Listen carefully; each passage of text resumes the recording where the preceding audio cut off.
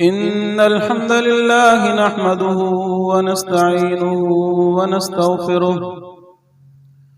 ونعوذ بالله من شرور أنفسنا ومن سيئات أعمالنا من يهده الله فلا مضل له ومن يضلله فلا هادي له وأشهد أن لا إله إلا الله وحده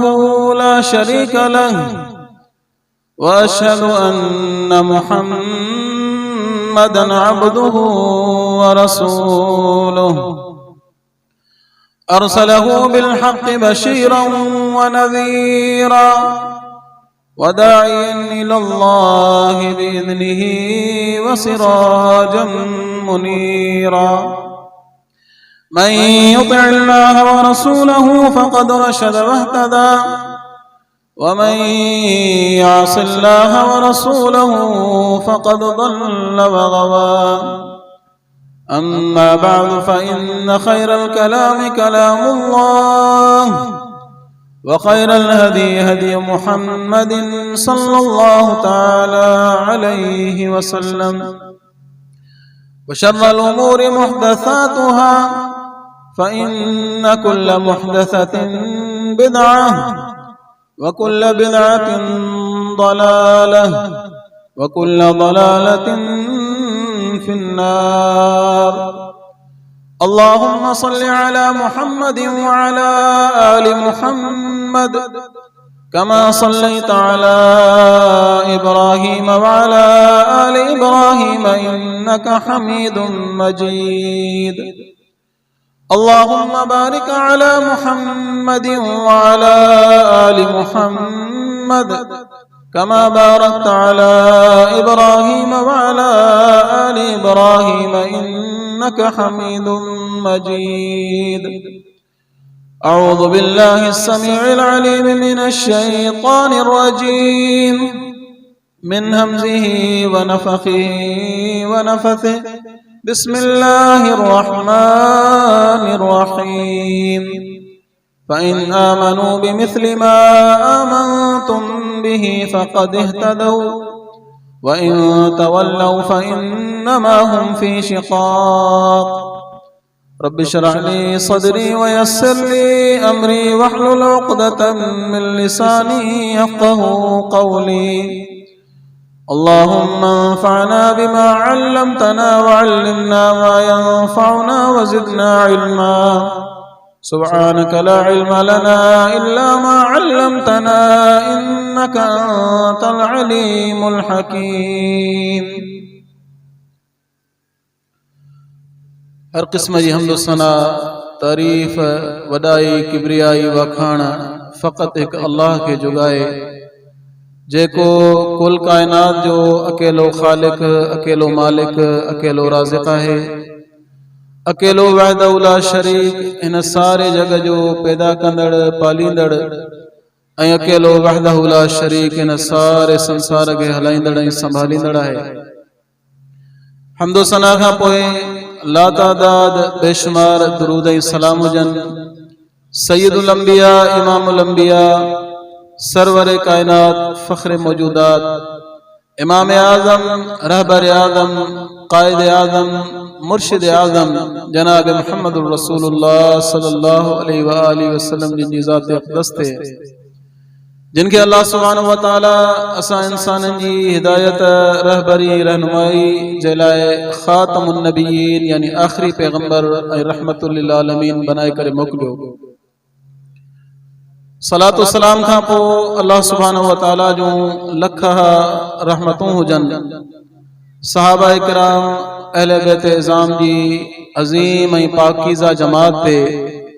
जिन पंहिंजी जान पंहिंजे माल ऐं पंहिंजी हर महबूब ऐं प्यारी शइ जी क़ुर्बानी ॾेई करे क़ुरान ऐं सुन्नत जो ऐं दीन इस्लाम जो ही पैगाम असां ताईं पहुचायो वाजिबुल एहतराम अजीज सामीन इकराम, दोस्तों, भाइरो, बुजुर्गो ऐं मौज़िज़ उलमा इकराम, अज बतारीख़ 20 सितंबर 2021 मेहड़ जे शहर में मसलक अहल हदीस जे इन स्टेज तां ऐं मरकज़ी जमियत अहल हदीस सूबा सिंध जे इन तर्जुमान स्टेज तां तमाम भाउरनि अज़ीज़नि सां मुखातब थींदे बेहद खुशी महसूस थी रही आहे। जो हिन फितने जे दौर में उम्मत मोहम्मद सल्लल्लाहु अलैहि वसल्लम जे दिलनि में इहा तड़प, इहो शौक़ मौजूद आहे जो जिथे बि क़ाल अल्लाह ऐं क़ाल रसूल जी सदा ॿुधनि था उते पंहिंजी मसरूफ़ियात मां, पंहिंजे कमनि कारनि मां वांदा आजा थी करे ऐं परे परे खां सफ़र करे पहुचनि था। अल्लाह सुब्हानहु व तआला तव्हां सभिनी भाइरनि जो, उलमा इकराम जो हिते अचण वेहण ऐं क़ुर ऐं सुन्नत खे ॿुधण पंहिंजे बारगाह में क़बूल मंज़ूर फरमाए। ऐं अल्लाह सुब्हानहु व तआला खां इहा बि तहे दिल सां दुआ आहे त जीअं अॼु असां क़ुर ऐं सुन्नत जी निस्बत सां हिन प्रोग्राम में अल्लाह उन रसूल जी मोहब्बत जे करे गॾु थिया आहियूं, अल्लाह सुब्हानहु व तआला पंहिंजे शान करीमी सां, पंहिंजे फज़ल सां आख़िरत जे ॾियारे जन्नत में बि पंहिंजे फज़ल ऐं करम सां मिठे मुहम्मद रसूलुल्लाह सल्लल्लाहु अलैहि वसल्लम जे पाड़े में ऐं जन्नत में बि असांखे ईअं गॾु करणु फरमाए। अज़ीज़ दोस्तों, बुजुर्गो, साहबा इकराम रिज़वानुल्लाहि अलैहिम अजमईन जी अज़मत,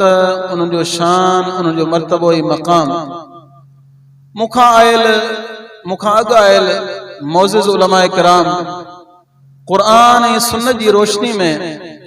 इंतिहाई मुदल्लल ऐं पुरमग़ज़ अंदाज़ में बयान करे चुका आहिनि। ऐं आउं सम्झां थो त कंहिं बि मुस्लमान जे लाइ जंहिंजे दिल में ईमान जी ज़रीब मौजूद आहे उन लाइ इहे दलाइल काफ़ी ऐं शाफ़ी आहिनि। सम्झण वारे लाइ, यकीन रखण वारे लाइ ऐं जंहिं इंसान जो हिदायत हासिल करण जो इरादो आहे, जंहिंजे दिल में को बुग़्ज़, अदावत या फ़ुतूर न आहे, उन जे लाइ जेके दलील हेसी ताईं अज़मत सहाबा जे हवाले सां बयान थी चुका से काफ़ी आहिनि। ऐं सम्झां थो त इन्हनि दलाइल जे ॿुधण खां पोइ कंहिं बि मुस्लमान जे दिल में, चाहे उनजो ताल्लुक कंहिं बि फ़िरके सां, कंहिं बि क़ौमियत सां या कंहिं बि मकतब फ़िक्र सां हुजे, उन जे दिल में आउं सम्झां थो त इहे दलाइल ॿुधाइण खां पोइ क़ुर्आन ऐं सुन्नत जा इहे बयान ॿुधण खां पोइ उन जे दिल में सहाबा जे लाइ का बि कदूरत न हुजे, उन जे दिल में सहाबा लाइ का बि मेर न हुजणु खपे। मुंहिंजा भाइरो दोस्तो, अज़मत सहाबा, शान सहाबा जो उन्वान ऐं सम्झां थो वॾी तफ़सील सां बयान थी चुको। अॼोकी हिन मजलिस में आऊं सिर्फ़ इन नुक़्ते ते ऐं इन ॻाल्हि ते रोशनी विझंदुसि त अल्लाह सुब्हानहु व तआला हिन सारी उम्मत में, जंहिंमें सहाबा खां पोइ ताबईन बि अचनि था, तबा ताबईन बि अचनि था, मुहद्दिसीन बि अचनि था, उलमा किराम बि अचनि था, अल्लाह जा साले काना बि अचनि था, वक़्त जा वॾा वॾा मुजद्दिद बि अचनि था, पर हिन सारी उम्मत में अल्लाह सुब्हानहु व तआला ताबईन, तबा ताबईन, उलमा, मुहद्दिसीन सभिनि खे छॾे करे सहाबा किराम रिज़वानुल्लाहि अलैहिम अजमईन खे एॾो वॾो शान छो ॾिनो। ऐं इन सवाल ते रोशनी विझंदुसि ऐं दलाइल सां चंद गुज़ारिशात पेश कंदुसि। मुंहिंजा भाइरो, इन सवाल जो जवाब बेहद मुख़्तसर आहे, दलील उन जा बेशुमार आहिनि, पर इन सवाल जो जवाब बेहद मुख़्तसर आहे त तबा ताबईन बि आहिनि, ताबईन बि आहिनि ऐं उम्मत जे अंदरि शुहदा बि आहिनि, सालिहीन बि आहिनि, वॾा वॾा नेकोकार, परहेज़गार ऐं इनक़लाबी इंसान बि आहिनि, पर इन सभिनि जी मौजूदगी में सहाबा खे एॾो वॾो शान छो मिलियो? इन सवाल जो जवाब बेहद मुख़्तसर ऐं आसान आहे ऐं ओ जवाब इहो आहे त सहाबा बेमिसाल इताअत ऐं फर्मा बरदारी जो मुज़ाहिरो कयो। सहाबा जेकी अल्लाह जे हबीब जी इताअत कई, फर्मा बरदारी कई, जेको अमल पेश कयो, जेको ईमान पेश कयो, जेके कुर्बानियूं पेश कयूं, सारी उम्मत बि मिली करे उन्हनि कुर्बानियुनि जो मुक़ाबिलो नथी करे सघी। ऐं नबी अलैहिस्सलातु वस्सलाम इहा ॻाल्हि असांखे अॻुवाट सम्झाए छॾी, इहा ॻाल्हि असांखे अॻुवाट सम्झाए छॾी। सही मुस्लिम जी हदीस आहे, प्यारे पैगंबर फरमायो ला तसुबु असहाबी, ए मुंहिंजा उम्मतियो कॾहिं बि पंहिंजी ज़ुबानुनि खे मुंहिंजे सहाबा जे बुरे तज़किरे सां या सहाबा ते तनकीद करे पंहिंजे ज़ुबानुनि खे गंदो न कजो, पंहिंजी ज़ुबानुनि खे ख़राब न कजो, गुनाहगार न कजो पंहिंजे पाण खे। ऐं अॻिते प्यारे पैगंबर सबब बयान कयो। सबब छा आहे? फलौ अन अहदकुम अनफक मिस्ल उदिन ज़हबन मा बलग मुद्द अदीम वला नसीफहु, त जेकॾहिं तव्हां मां को माण्हू ओद जबल जे बराबर बि सोन ख़र्च करे, ओद जबल उलमा इकराम बयान कनि था 4 मील विकिरो, तक़रीबन 10 मील डिघो आहे, ऐं मदीने जो वॾे में वॾो जबल आहे, एॾो जबल जेको आहे उहो कंहिं माण्हूअ खे सोन थी करे मिले, ऐं उहो सारो सोन को माण्हू अल्लाह जी राह में ख़र्च करे हेॾे, तब अल्लाह जे हबीब फरमायो त ओद जबल जे बराबर तव्हां सोन ख़र्च कयो। हिकिड़े पासे उहो सोन हुजे, ॿिए पासे मुंहिंजे सहाबी जो ख़र्च कयल सेर या सवा सेर हुजे, तव्हांजो ओद जबल जे बराबर सोन बि उन सेर सवा सेर जो मुक़ाबिलो नथो करे सघे। उन्हनि जूं एॾियूं कुर्बानियूं, उन्हनि दीन इस्लाम लाइ एतिरे क़दर पंहिंजो जान माल, पंहिंजो रत मगर हर शइ उन्हनि पेश कई। दीन इस्लाम लाइ उन्हनि न पंहिंजे साह खे मिठो कयो, न पंहिंजे बचन खे मिठो कयो, न पंहिंजे माल खे मिठो कयो। दीन इस्लाम खे जॾहिं उन्हनि जे सिर जी ज़रूरत पई त सहाबा पंहिंजो सिर तिरीअ ते रखी पेश कयो। जॾहिं माल जी ज़रूरत पई त सहाबा पंहिंजे माल खे लुटाए छॾियो मिठे मुहम्मद रसूलुल्लाह सल्लल्लाहु अलैहि वसल्लम जे दीन तां। ऐं जॾहिं जाननि जी ज़रूरत पई, बच्चन ऐं औलाद खे पेश करण जी ज़रूरत पई, तब उन्हनि केबायो कोन, हर कुर्बानी ॾिनो। तॾहिं अल्लाह साईं फरमायो रज़ी अल्लाहु अन्हु व रज़ू अन्हु, ऐं उन्हनि खां राज़ी थी वियो, मूंखां राज़ी थी विया। तॾहिं अल्लाह साईं फरमायो फ़इन आमनू बिमिस्लि मा आमनतुम बिही फ़क़द इहतदौ, ए उम्मत मोहम्मद या इंसानो, जेकॾहिं तव्हां सहाबा किराम जहिड़ो ईमान पेश कंदो त हिदायत तॾहिं तव्हांखे मिलंदी, ऐं अल्लाह तव्हां खां तॾहिं राज़ी थींदुसि। ऐं तॾहिं अल्लाह सुब्हानहु व तआला क़ुरान मजीद में किथे फरमायो उलाइका हुमुर राशिदून, हिदायत वारा जेकॾहिं ॾिसणा था त मुंहिंजे मोहम्मद जे सहाबा खे ॾिसो। उलाइका हुमुल फाइज़ून, जेकॾहिं कामयाब इंसान ॾिसणा था त मुंहिंजे सहाबा खे, मुंहिंजे पैगंबर जे सहाबा खे ॾिसो। उलाइका हुमुस सादिक़ून, जेकॾहिं तव्हांखे सच्चा माण्हू ॾिसणा आहिनि त मुंहिंजे पैगंबर जे सहाबा खे ॾिसो। बल्कि अल्लाह साईं ईअं बि फरमायो उलाइका हुमुल मुमिनून हक़्क़ा, जेकॾहिं तव्हांखे सच्चा ऐं पक्का मोमिन ॾिसणा आहिनि त तव्हां मुंहिंजे मोहम्मद सल्लल्लाहु अलैहि वसल्लम जे सहाबा खे ॾिसो। सहाबा हर हवाले सां पंहिंजो किरदार ऐं पंहिंजो अमल पेश कयो। चंद मिसाल पेश कंदुसि। दीन इस्लाम में मुंहिंजा भाइरो बुनियादी हैसियत अक़ीदा तौहीद, बुनियादी हैसियत अक़ीदा तौहीद आहे। जेसीं ताईं को मुसलमान पंहिंजे अल्लाह खे, पंहिंजे ख़ालिक ऐं मालिक खे नथो सुञाणे, नमाज़ूं रोज़ा हज ज़कातूं सदका ख़ैरातूं अमलनि जा अंबार लॻाए छॾे, अल्लाह तबारक व तआला वटि हुनजे अमलनि जी का हैसियत कान्हे। छो त मुंड तौहीद आहे, तौहीद ख़ालिस हुजे। तौहीद ख़ालिस न आहे त उहो इंसान केॾा बि अमल करे, अल्लाह जे बारगाह में उनजी का हैसियत कान्हे। दलील क़ुरान, क़ुरान मजीद खोले ॾिसो, अल्लाह सुब्हानहु व तआला पैगंबर जो ज़िक्र कयो ऐं सूरह ज़ुमर जे अंदर ख़ास पंहिंजे हबीब जनाब मुहम्मद रसूलुल्लाह सल्लल्लाहु अलैहि वसल्लम जो ज़िक्र कयो ऐं छा इरशाद फरमाई लइन अशरकत लयहबतन अमलुक, ए मुंहिंजा हबीब तव्हां गुनाह त छा, गुनाह जे इरादनि खां बि पाक कयो, पर जेकॾहिं तव्हां खां खुदा न ख़ास्ता नऊज़ बिल्लाह तव्हां खां जेकॾहिं शिरक थी वञे, अल्लाह साईं तव्हांजा बि अमल नास करे छॾींदो। अक़ीदा तौहीद एॾी ज़रूरी शइ आहे मुस्लमान जे लाइ। सहाबा अक़ीदा तौहीद जे उनवान में केतिरा पक्का ऐं पुख्ता। सही मुस्लिम खणो, किताब ज़कात उन जो खोलियो बाब नही अनिल मसला जे अंदर तव्हांखे हिकिड़ी हदीस मिलंदी सहाबी सगोरो बयान करे थो त असीं अल्लाह जे नबी वटि आयासीं मुस्लमान थियासीं 7 या तक़रीबन 9 ॼणा हुआसीं अल्लाह जे नबी असां खां बेअत वरती अल्लाह ताबुदुल्लाह वला तुशरिकू बि शैया बेअत वरताऊं त तव्हां अल्लाह जी इबादत कंदव उन सां कंहिंखे शरीक न कंदव वसलवातुल खम्स ऐं 5 नमाज़ूं पढ़ंदव वन तुतियु ऐं हर शइ में मूं मोहम्मद सल्लल्लाहु अलैहि वसल्लम जी इताअत ऐं फरमा बरदारी कंदव ऐं हिकिड़ी शइ साहबी फरमाए थो त असांखे आस्ते चयऊं कन में वा कहिड़ी शइ हुई वा अल्लाह तसलुनास शैया कॾहिं बि तव्हांखे का ज़रूरत पेश अचे का मुश्किल पेश अचे का परेशानी पेश अचे कंहिं माण्हूअ खां कॾहिं कंहिं शइ जो सुवाल न कजो अल्लाह खां सुवाल कजो अल्लाह का सवाल कजो साहबी फरमाए थो असां 9 माण्हुनि जी हालत इहा हुई जो उन खां पोइ असीं घोड़े ते सवार थींदासीं ऐं घोड़े ते सवार थींदे जेकॾहिं पेर मां चप्पल या जुती निकरी वेंदी हुई या घोड़े खे हकणण जे लाइ जेको चपक हूंदो आहे ओ असां खां किरी पवंदो तब असीं कंहिं माण्हू खे कोन चवंदासीं त खणी ॾे असांखे मतां सुवाल न थी पवे मतां इहो सुवाल न थी पवे हालांकि इहा शइ दीन इस्लाम में मना कान्हे तव्हां जहिड़े इंसान खां मदद वठी सघो मूंखे पाणी जी गिलास जी ज़रूरत पए ज़रूर कंहिं साथी खे चवंदुसि अदा मूंखे पाणी पियार इहो कोई शिरक त कोन्हे इहा शइ मना त कान्हे पर सहाबा अल्लाह जे नबी जी नसीहत खे पंहिंजे सीने सां अहिड़ो लॻायो जो प्यारे पैगंबर फरमायो त कंहिं बि शइ जी तव्हांखे ज़रूरत पवे माण्हुनि खां न घुरिजो सहाबा उन नसीहत ते अहिड़े नमूने अमल कयो जो पेर मां जुती किरी पए त बि कंहिंखे न चवनि जेकॾहिं हथ मां लकुण या कोड़ो वग़ैरह किरी पवे त बि कंहिंखे न पिया चवनि दादा इहो खणी त ॾिजां अहिड़ी तौहीद को पेश कंदो वरी सही बुखारी खणो सही बुखारी जे अंदर किताबुल हज जे अंदर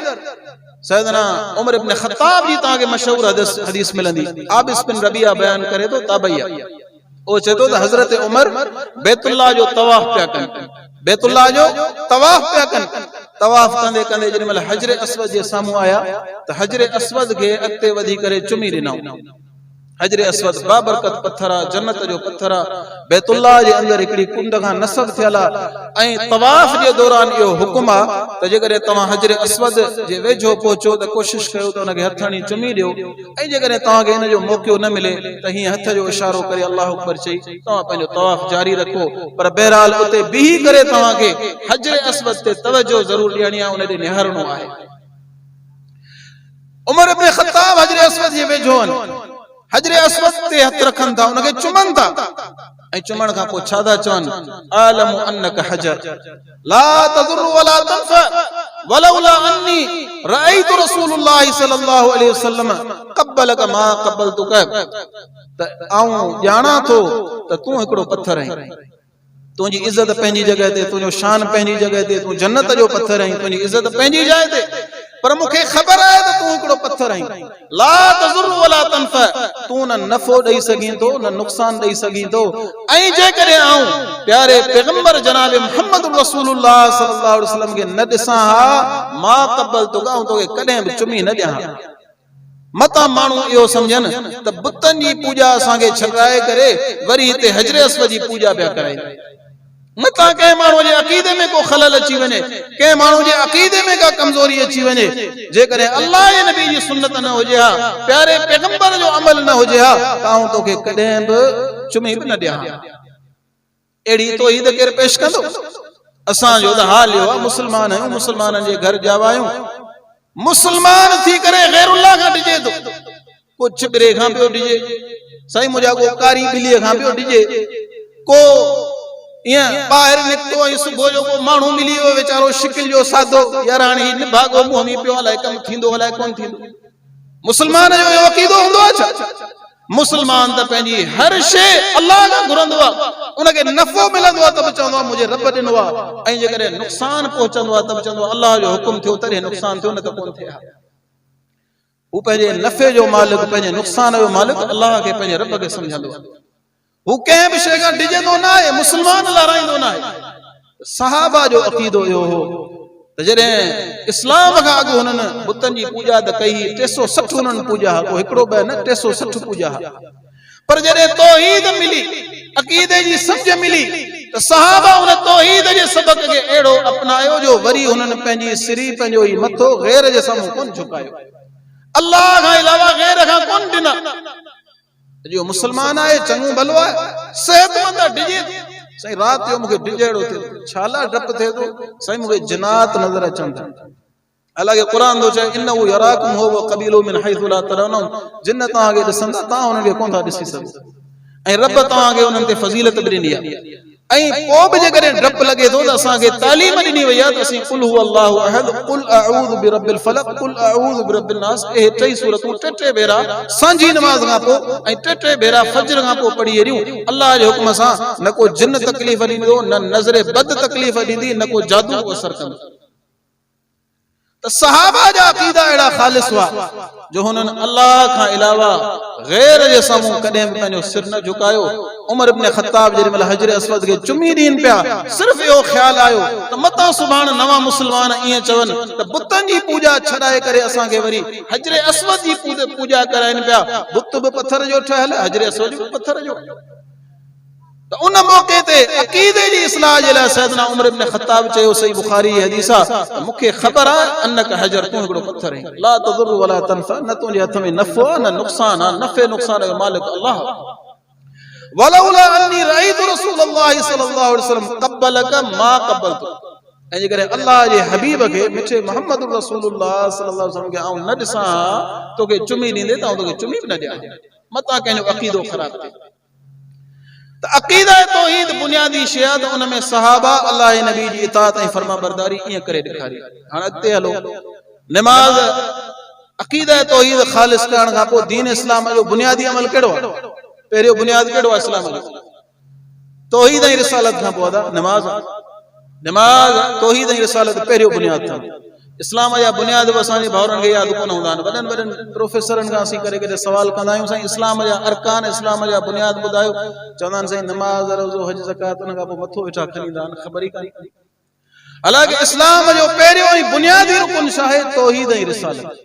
तौहीद ख़ालिस हुजे ऐं मिठे मुहम्मद रसूलुल्लाह सल्लल्लाहु अलैहि वसल्लम के इंसान के हर मुस्लमान पंहिंजो मुर्शिद रहबर हादी मञे लीडर मञे पर ख़ातम नबीयीन मञे ऐं संदन इताअत करे। मुर्शिदनि जा मुर्शिद इमामनि जा इमाम केरनि? मुहम्मद रसूलुल्लाह सल्लल्लाहु अलैहि वसल्लम। इज़त असीं सभिनि जी कयूं था ऐं सभिनि जो एतिराम कयूं था पर अहले हदीस जो अक़ीदो इहो आहे त इमामनि जो इमाम मुर्शिदनि जो मुर्शिद केरु आहे? मुहम्मद रसूलुल्लाह सल्लल्लाहु अलैहि वसल्लम। त इस्लाम जो पहिरियों बुनियाद आहे तौहीद ऐं रिसालत उन खां पोइ ॿियो बुनियाद आहे नमाज़। हाणे अचो नमाज़ जे मामले में सहाबा कीअं पैरवी करे ॾेखारी कीअं इत्तिबा ऐं इताअत कई। सही मुस्लिम खणो इमाम नववी जी तरतीब जे मुताबिक़ किताब सलात खणो किताब सलात जे अंदरि तव्हां बाब खोलियो अन सलात मिन सुननिल हुदा त बेशक नमाज़ जेकी आहे बाजमात अदा करणु उहा मिन सुननिल हुदा हिदायत वारनि कमनि मां आहे। इन जे अंदरि तव्हांखे अब्दुल्लाह बिन मसूद जी रिवायत मिलंदी। अब्दुल्लाह बिन मसूद फरमाए थो लक़द रअयतुना असां सहाबनि जो हाल इहो हूंदो जॾहिं मस्जिद मां अज़ान ईंदी हुई मा यतखल्लफु अन सलाति इल्ला मुनाफिकुन मालूमुन निफाक़ औ मरीज़ुन। नमाज़ जेकी फर्ज़ नमाज़ आहे उन खां को बि माण्हू सहाबा मां पोइते कोन रहंदो। मुनाफिक हूंदा जेके नमाज़ में देरियूं कंदा ऐं बीमार माण्हू मुनाफिक त कोन्हे पर बीमार आहे। पर अब्दुल्लाह बिन मसूद फरमाए थो त मूं बीमारनि खे बि ॾिठो बीमार सहाबा पोढ़ा सहाबा उन्हनि जे अंदरि नमाज़ जो एॾो शौक़ ऐं ज़ौक़ हूंदो हो जो पंहिंजे ॿिनि पुटनि जे कुल्हे ते या ॿिनि भाइटियुनि भाणेजनि जे कुल्हे ते या कंहिं बि ॿिनि माण्हुनि खे सॾे उन जे कुल्हे ते व इन रजुल युहादा बैन रजुलैन यखुतु क़दमा ॿिनि माण्हुनि जे कुल्हनि ते पेर गिलींदा बि बाजमात नमाज़ अची अदा कंदा। असांखे कहिड़ो उज़र आहे ॿियो ख़बर आहे को उज़र असां वटि? चङा भला सेहतमंद लॻा पिया आहियूं मस्जिद मां आवाज़ अचे थो अज़ान अचे थी नमाज़ पढ़ण जी तौफ़ीक़ कान्हे ऐं अल्लाह पनाह ॾे हितां हुतां ॿ चारि बयान ॿुधी ऐं हलूं था सहाबा ते तनक़ीद करण फलाणो सहाबी नऊज़ बिल्लाह हीअं हो फलाणो हीअं हो। असां पंहिंजे पाण खे ॾिठो असां पंहिंजी तौहीद कॾहिं चेक कई आहे? रिसालत जो अक़ीदो असां चेक कयो आहे त असीं प्यारे पैगंबर खे उहो मान शान ऐं उहे हक़ अल्लाह जे नबी जा अदा कयूं पिया जेके असांजे मथां प्यारे पैगंबर जा हक़ नमाज़ उहा पढ़ूं पिया जेकी सहाबा पढ़ी पेर गिलींदा बि सहाबा नमाज़ुनि लाइ हाज़िर थींदा। अॼु असांजो मुस्लमान भाउ आहे चओ अदा नमाज़ पढ़ साईं कपिड़ा पाक न आहिनि वरी उन सागे के चो अदा फलानी जाए ते दावत आए वली में जी 5 मिनट तरसा कपड़ा मटाए हींअर ई थो अचां ये आया कोन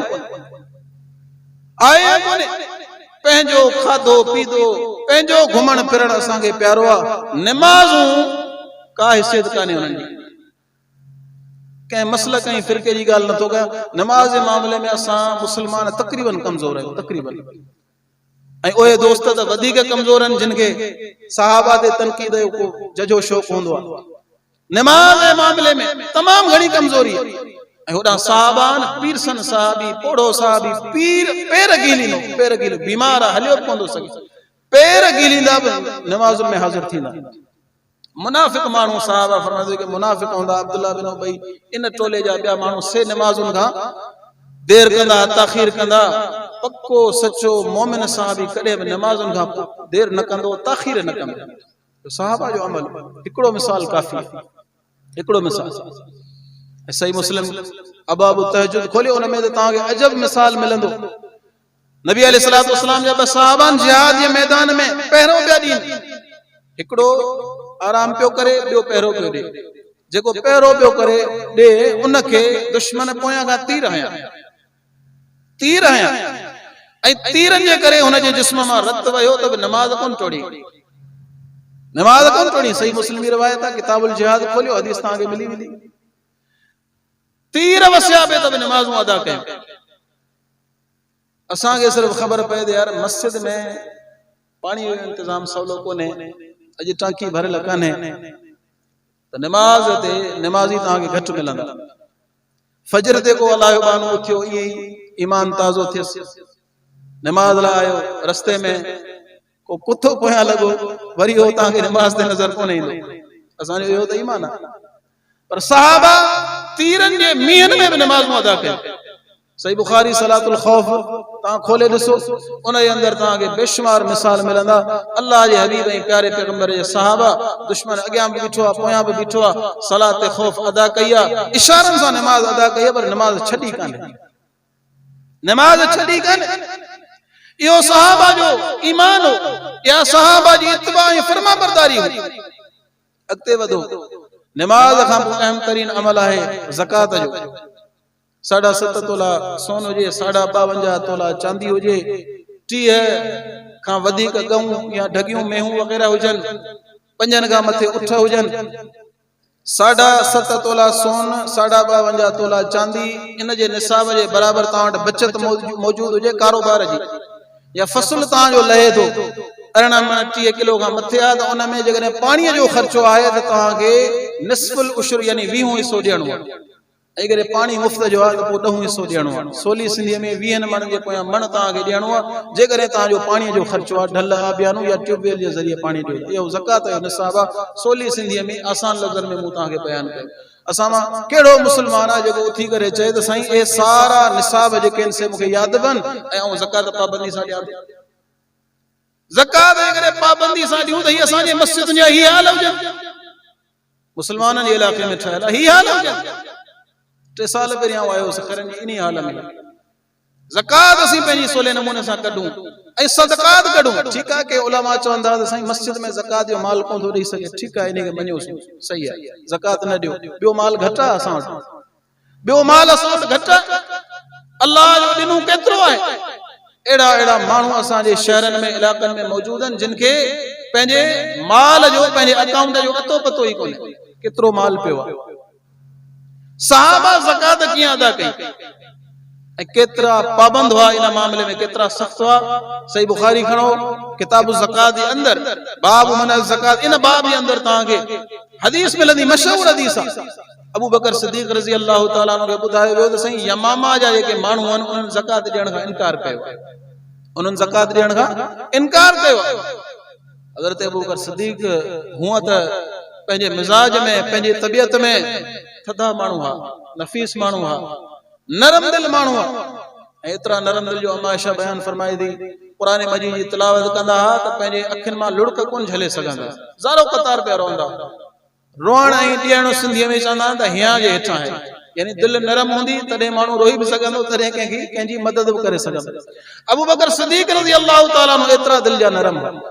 पर जेॾी महिल अल्लाह जे फर्ज़ जो मसलो आयो, ज़कात जो मसलो आयो, ज़कात इस्लाम जो बुनियादी रुकन आहे, त पाण कसम खणी चयूं वल्लाहि लौ मनऊनी इक़ालन लक़ातलतुहुम अला तरकीहु कमा क़ाल। अल्लाह जो कसम जे करे ही उठ के ॿधण वारी रसी मुहार उहा जेकॾहिं ज़कात में अल्लाह जे नबी खे ॾींदा हुआ ऐं मूंखे हू छा कनि जो उठ त ॾीन पर उहा रसी न ॾीन, उहा मुहार मूंखे न ॾीन, त उन मुहार जे न ॾियण ते मां उन्हनि सां जिहाद ऐं क़िताल कंदुसि ऐं विढ़ंदुसि। साहबा सम्झंदा त दीन जो बुनियादी रुकन आहे, दीन जो बुनियादी हुकुम आहे ऐं इनखे छॾणो कोन्हे। मुंहिंजा भाइरो, इहा साहबा जी इत्तिबा ऐं इताअत हुई।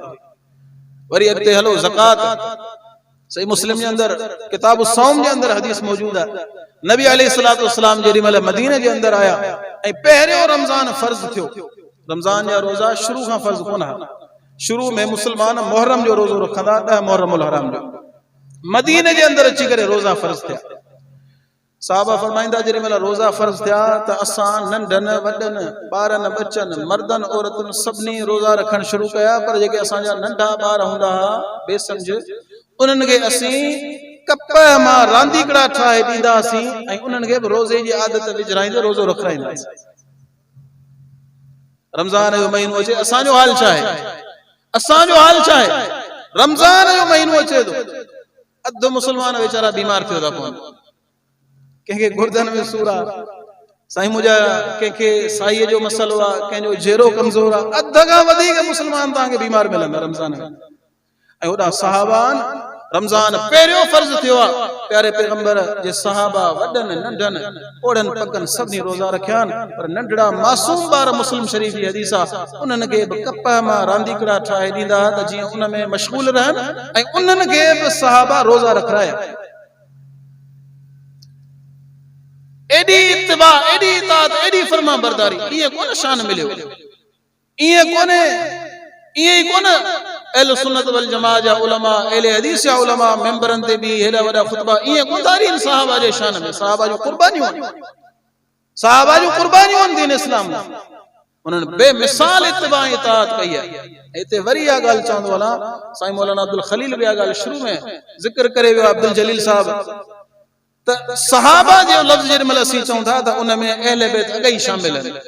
असां वटि सहाबा ऐं अहले बैत में को फ़र्क़ु कोन्हे, उन में अहले बैत अॻई शामिल आहिनि। सहाबा जो लफ़्ज़ जेॾी महिल असां चयो त जीअं सहाबा में असांखे अबू बकर सिद्दीक़ प्यारा आहिनि, उमर फारूक प्यारा आहिनि, उस्मान गनी प्यारा आहिनि, अली उल मुर्तज़ा प्यारा आहिनि, ईअं हसन ऐं हुसैन बि प्यारा आहिनि। साइण अम्मा फातिमा खातून जन्नत में प्यारी आहे, पर उन सां गॾो गॾु नबी अलैहिस्सलातु वस्सलाम जूं घर वारियूं असांजूं मायरूं आहिनि। बहरहाल सहाबा वॾी इत्तिबा जो मुज़ाहिरो कयो, इताअत जो मुज़ाहिरो कयो। अचो हज जो मामलो।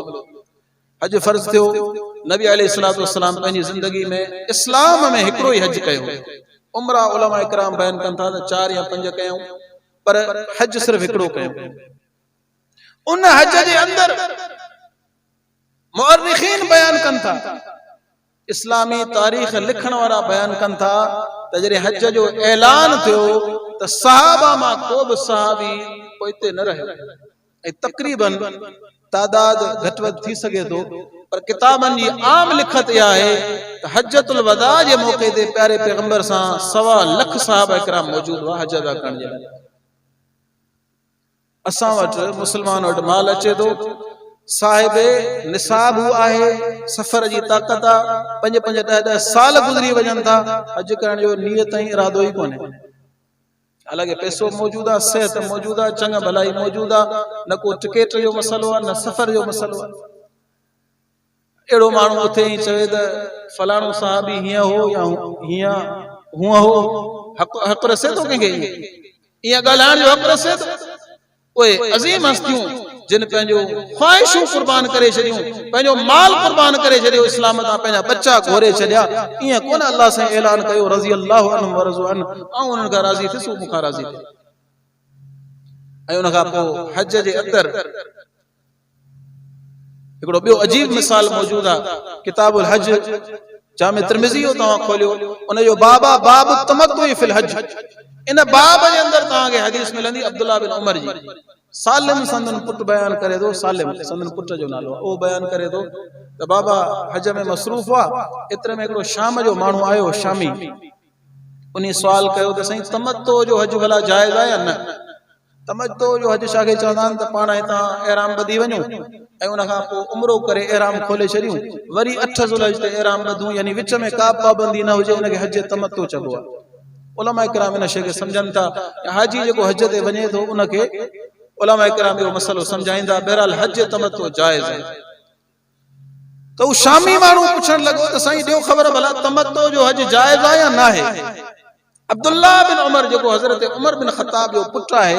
उहो चवे थो दादा बिल्कुलु जाइज़ आहे, बिल्कुलु जाइज़ आहे। असां जॾहिं आख़िरी हज हजतुल वदा जो नबी अलैहिस्सलातु वस्सलाम सां कयो त असां मां अक्सरियत सहाबा जी उहे हुआ जिन हज तमत्तो कयो। हज जा 3 क़िस्म आहिनि, इफ़राद, क़िरान, तमत्तो। इफ़राद, क़िरान, तमत्तो। असां हज तमत्तो कयो। त उन शामी माण्हू चयो साईं तव्हां त या फतवा ॾियो था, पर तव्हांजो वालिद उमर बिन ख़त्ताब रज़ी अल्लाहु अन्हु त अहिड़े नमूने हज करण खां मना कंदो, हज तमत्तो खां मना कंदो, झलींदो, तव्हां कीअं था इजाज़त ॾियो? त चई त आऊं इन लाइ थो इजाज़त ॾियां त अहिड़े नमूने हज करण जी इजाज़त असांखे मुहम्मद रसूलुल्लाह सल्लल्लाहु अलैहि वसल्लम ॾिनी। ऐं उन खां पोइ तारीख़ी लफ़्ज़ चवनि था उन शामी खे जेके सारी उम्मत लाइ सबक़ आहिनि त अमरु रसूलिल्लाह सल्लल्लाहु अलैहि वसल्लम युतबअ अमरु अबी, दे ख़बर शरीयत भला मिठे मुहम्मद रसूलुल्लाह सल्लल्लाहु अलैहि वसल्लम ते नाज़िल थी या मुंहिंजे पीउ ते नाज़िल थी? शरीयत कंहिं ते नाज़िल थी? शरीयत जा साहिब केरु? हुकुम कंहिंजो हलंदो? फर्मा बरदारी कंहिंजी हलंदी? अमर कंहिंजो हलंदो? मुहम्मद रसूलुल्लाह सल्लल्लाहु अलैहि वसल्लम। इते भी करे मुंहिंजा भाइरो हिकिड़ो मसलो आहे, आम मसलो, सम्झंदा हलो। इख़्तिलाफ़ इंशाअल्लाह उन मसले खे तव्हां सम्झो न, असांजा सारा इख़्तिलाफ़ ख़तम थी वेंदा। ओ कहिड़ो त जॾहिं बि पैगंबर जी ॻाल्हि ऐं उम्मती जी ॻाल्हि टकर में अचे, असांखे ॻाल्हि कंहिंजी वठणी आहे? जनाब मुहम्मद रसूलुल्लाह सल्लल्लाहु अलैहि वसल्लम वठणी। उम्मती भले केॾे बि मर्तबे मक़ाम वारो पर आहे उम्मती। ऐं क़ुरान जो बि हुकुम आहे फ़इन तनाज़अतुम फी शैइन फरुद्दू इलल्लाहि व रसूल। हूअं तव्हां अल्लाह जी बि इताअत कयो, रसूल जी बि इताअत कयो, उलिल अम्र यानी पंहिंजे हुक्मराननि जी बि कयो। किन उलमा लिखियो आहे त उलिल अम्र मां मुराद उलमान, उन्हनि जी बि इताअत कयो। पर अल्लाह से फरमायो इख़्तिलाफ़ थी वञे त पोइ तव्हां इत्तिबा ऐं इताअत सिर्फ़ मुहम्मद रसूलुल्लाह सल्लल्लाहु अलैहि वसल्लम जी कयो। त सहाबा इत्तिबा करे ॾेखारी। अॻिते हलो, हे त थिया इस्लाम जा बुनियादी रुकन। इन्हनि खे अदा करण खां पोइ ॾुखे में ॾुखियो कमु आहे इस्लाम लाइ पंहिंजो सिर ॾियणु, पंहिंजी जान ॾियणु। साह पिरियां साईं, साह पिरियां, साह सभिनि खे मिठो आहे, पर सहाबा पंहिंजे साह खे बि मिठो न कयो। सही बुखारी जी बि रिवायत आहे ऐं सही मुस्लिम में तफ़सील सां मौजूद आहे। ग़ज़वाए बदर जेको पहिरीं जंग इस्लाम जी लॻी त अंसार सहाबा जो वाइदो हो नबी साईं सां त साईं असीं तव्हांजी मदीने जे अंदरि हिफ़ाज़त कंदासीं, पर जे मदीने खां ॿाहिरि निकिरी करे असांखे दुश्मन सां वेणियूं पियो त इहो असांजो वाइदो तव्हां सां न आहे। बेअत अक़बा कुबरा तव्हां खणो, अर्रईकुम मख़्तूम जे अंदरि सॼी तफ़सील मौजूद आहे, सीरत जो मशहूर किताब। यानी अहद इहो नबी साईं जो अंसार सां त आउं मदीने ईंदुसि ऐं मदीने जे अंदरि मुंहिंजी हिफ़ाज़त तव्हांखे करणी आहे, मदीने खां ॿाहिरि कान्हे करणी। वाइदो बेअत थियल हुई। जॾहिं ग़ज़वा बदर जी सूरत हाल पैदा थी, अबू सुफियान काफ़िलो वठी वियो, काफ़िलो साहबा खां निकिरी वियो, हू परियां वरी वापसि तयारी में आयो 1000 जो लश्कर वठी करे। नबी साईं जा साहबा 313 जिन वटि विढ़ण लाइ तलवारूं बि कोन्हनि, हथियार बि कोन्हनि, कसम कुर्सी जी हालत में, बेसरो सामानी जी हालत में। त नबी साईं साहबा सां मशवरो कयो त हाणे असीं छा कयूं, हाणे असीं छा कयूं? अबू बकर रज़ी अल्लाह तआला अन्हु फरमायो त साईं असीं हाज़िर आहियूं। नबी साईं उन जी ॻाल्हि ॿुधी ख़ामोश रहिया। सही मुस्लिम जी हदीस लफ़्ज़। वरी हज़रत उमर फरमायो त आऊं साईं हाज़िर आहियां, त नबी साईं ख़ामोश रहिया। सैद बिन उबादा उथी बीठा, उहे सूरत हाल सम्झी विया। चई साईं आऊं सम्झां पियो त तव्हां असां खां मशवरो वठणु चाहियो था। असांजो बेशक वाइदो इहो त असीं मदीने में रही तव्हांजो दिफ़ा कंदासीं, पर जेकॾहिं मिठे मुहम्मद रसूलुल्लाह सल्लल्लाहु अलैहि वसल्लम जे सिर ऐं जान खे ख़तरो आहे त मदीने खां ॿाहिरि बि तव्हांजो दिफ़ा कंदासीं। ऐं जेकॾहिं तव्हीं असांखे हुकुम ॾींदो अखज़ना फी हाज़िल बहर, जेकॾहिं तव्हां असांखे हुकुम ॾींदव त असीं हिन समुंड में बि लही पवंदासीं तव्हांजे लाइ, ऐं असीं तव्हांखे ईअं कोन चवंदासीं जीअं हज़रत मूसा खे उन्हनि जी क़ौम चयो, इज़हब अंत व रब्बुका फ़क़ातिला, तूं ऐं तुंहिंजो रब वञी विढ़ो, असीं हिते वेठा आहियूं, असीं ईअं कोन चवंदासीं। बहरहाल मुंहिंजा भाइरो, मौज़ू इन हवाले सां तवील आहे, बेशुमार दलील मौजूद आहिनि। सहाबा कहिड़े नमूने सां इत्तिबा ऐं इताअत ऐं फर्मा बरदारी प्यारे पैगंबर जी कई, ऐं अल्लाह साईं इन बेमिसाल इत्तिबा ऐं इताअत जे करे ई उन्हनि खां राज़ी थियो ऐं फरमाई रज़ी अल्लाहु अन्हुम व रज़ू अन, मूं ऐं तव्हांजो मामिलो जन्नत जो या अल्लाह जे राज़ी थियण जो मरण खां पोइ थियणो आहे या क़यामत जे ॾींहुं थियणो आहे। सहाबा उहे अज़ीम इंसान हुआ जिन खे जेरे जी जन्नत जूं बशारतूं मिलियूं। अल्लाह सुब्हानहु व तआला पाण सभिनी खे अमली तौफ़ीक़ अता फरमाए, सहाबा जो हुबदार बनाए। मुंहिंजा भाइरो, सहाबा जी सीरत खे पढ़ो, पंहिंजे बच्चनि खे पढ़ायो, ऐं असांजा उहे दोस्त जेके सिर्फ़ यूट्यूब जा क्लिप ॿुधी करे या चंद तकरीरूं ॿुधी करे ग़लत फहमी जो शिकार आहिनि, उन्हनि खे मां दावत ॾींदुसि त सिर्फ़ हिकिड़े पासे जी ॻाल्हि न ॿुधो। तव्हां जेकॾहिं पंहिंजे ज़ाकिरनि खे ॿुधो, ठीकु आहे, ॿुधो तव्हांजो मसलक ऐं फ़िरक़ो आहे, पर हेॾां अची करे कुझु अहले सुन्नत जे किताबनि जो मुतालियो कयो, ऐं हमेशह हक़ जो फ़ैसिलो तॾहिं थींदो जॾहिं ॿिन्ही धुरनि खे ॿुधिजे। हिकिड़े पासे खे ॿुधी करे हक़ जो फ़ैसिलो नथो करे सघिजे। तंहिंजे करे मुतालियो कयो, सहाबा जी सीरत खे पढ़ो। सहाबा अज़ीम इंसान आहिनि, उन्हनि जी दिलि जी मोहब्बत जेकॾहिं असांजे दिलि में हूंदी, इंशाअल्लाह असीं कामयाब थी वेंदासीं।